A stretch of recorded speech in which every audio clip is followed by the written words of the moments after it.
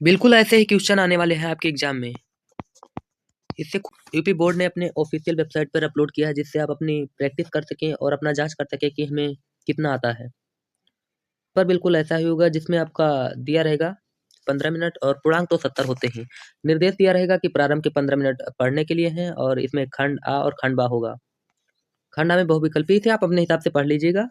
हम चलिए प्रश्न पर चलते हैं। खंड आ में दिया रहेगा 20 प्रश्न होंगे खंड आ में। काफी आसान प्रश्न है, आप देख लीजिए, स्क्रीनशॉट ले लीजिए। हम धीरे-धीरे स्क्रॉल ऊपर कर दे रहे हैं। शॉट ले लीजिए, प्रश्न होंगे।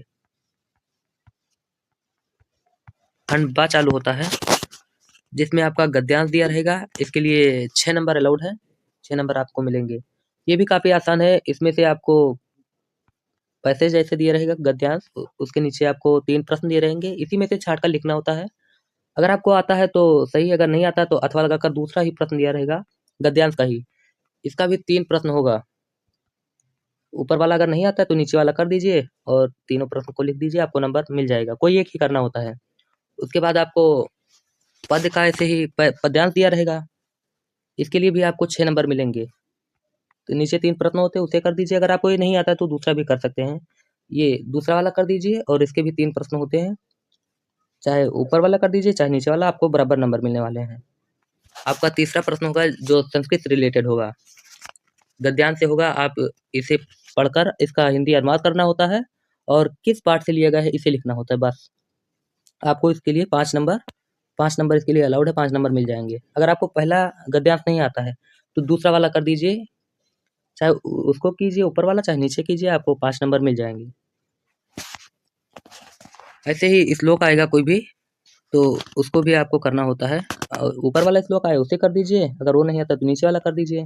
इसका भी 5 नंबर आपको मिल जाएगा। खंड का आता है प्रश्न 5 पर आपको खंड काव्य मिलेगा। खंड काव्य अपने हिसाब से इसे कर लीजिएगा, हर जिले के लिए अलग-अलग आता है।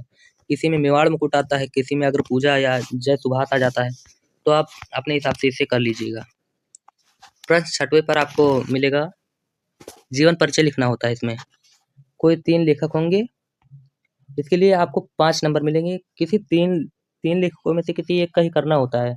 जो भी आपको याद हो उसे कर दीजिए और ज़्यादा लिखना भी नहीं है, 80 शब्द, मुश्किल से 1 पेज लिखना है बस। बस इतने में आपको 5 नंबर मिल जाएँगे आराम से। उसके बाद आपको कवियों का लिखना होता है जीवन परिचय। 3 कवि दिए रहेंगे, इसके भी 5 नंबर आपको मिल जाएँगे।